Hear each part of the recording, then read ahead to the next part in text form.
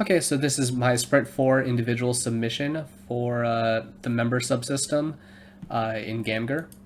We are group 5, and my name is Omar. So let's get started right here. Our plan for Sprint 1 was, or not Sprint 1, for week 1, was to research Spring Boot MVC as well as Time Leaf MVC, and then Sprint 2 we were going to actually implement the MVC pattern and pretty much get that out of the way and complete that. So before I actually get to the individual classes right here, we have our project set up right here. Most of this is courtesy of Blake. He set up the very base of the project, but we're using Maven and Docker, so we have a whole bunch of subsystem here. We have a common, which is just common shared classes. Then all of the other subsystems, discovery, feedback, member, and this is mine right here. Right here we have POM.xml. This is all of our dependencies that we need. So right here, the two things that I worked on was Spring Boot Spring Boot MVC, as well as implementing a database. I didn't actually do anything with it, but I'll get to that in a bit. So for the actual MVC pattern,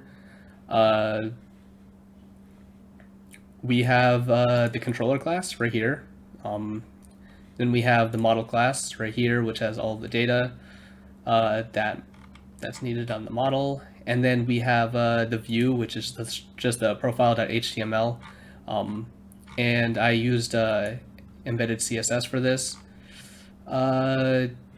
Yeah, that's pretty much that. We use Timeleaf obviously for this, and we have just a base template going. So before I continue actually going individually through what everything does, let me go ahead and compile the project with Maven. Once we do that, I can put up the Docker container and then view it on the web page. But right here, I only have really two, I believe they're called endpoints. I have the get mapping for when you just load it up, and I have hard-coded data for now until we get our databases running. We have I have multiple feedbacks and multiple uploads, and pretty much I put them in a list, set the data inside of the model, and then added the model to the model and view object, which allows us to actually view it. But yeah, that's all pretty much hard-coded data.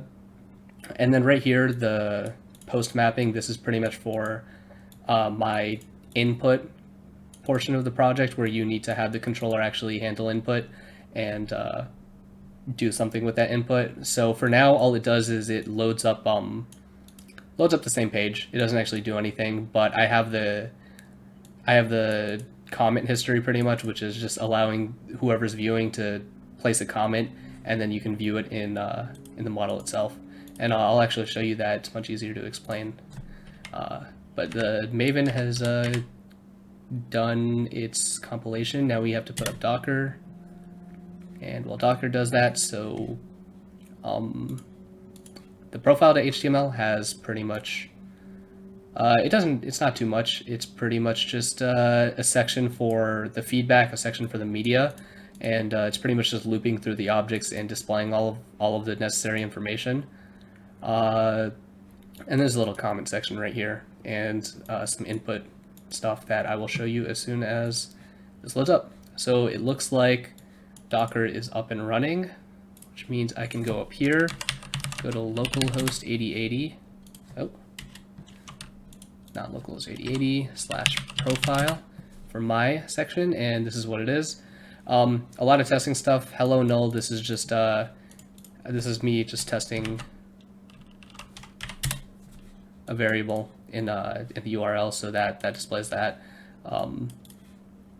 Then right here, this is just the feedbacks, which with comment 1, 2, 3. That's a little confusing because we have an actual comment section here.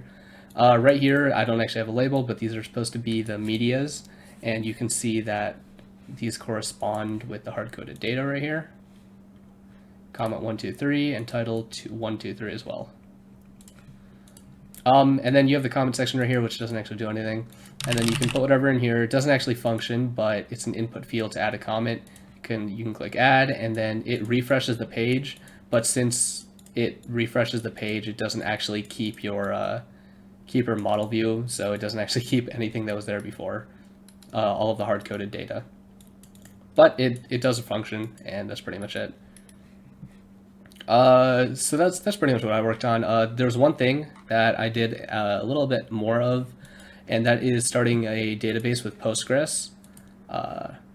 And that is done. I think I have the command to run it right here. Yeah, this is it. This is it.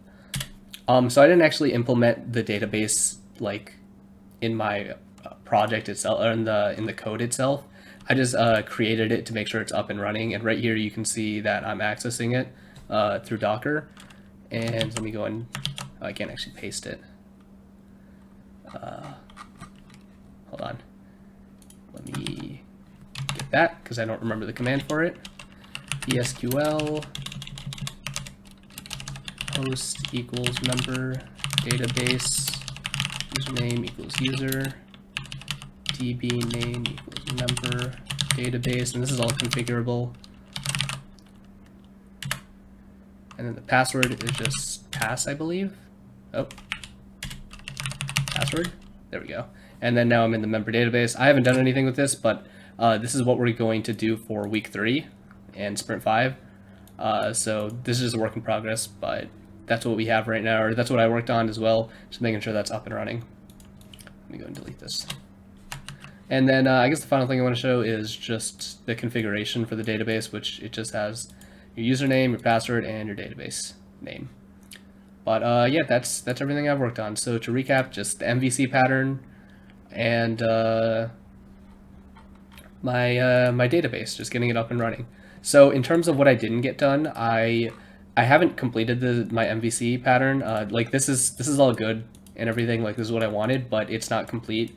I want to touch up on how it looks a little bit, and also I might modify how much information is displayed. There's also these things here which I have to remove, and then obviously I have to work on adding the actual comment system. But other than that, we're mostly on track. I have a lot of confusion about how Spring Boot works, but we're getting there. But that's pretty much it. Let me go ahead and stop the recording.